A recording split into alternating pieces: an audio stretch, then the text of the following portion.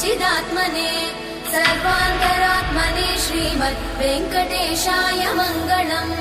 स्वतः सर्वविदे सर्वशक्तये सर्वशेषिने सुलभाय सुशीलाय वेङ्कटेशाय मङ्गलम्। परस्मै ब्रह्मणे पूर्णकामाय परमात्मने प्रयुञ्जे परतत्त्वाय वेङ्कटेशाय मङ्गलम्। आकालतत्त्वमशान्तमात्मनामनुपश्यताम् अतृप्त्यमृतरूपाय वेङ्कटेशाय मङ्गलम्।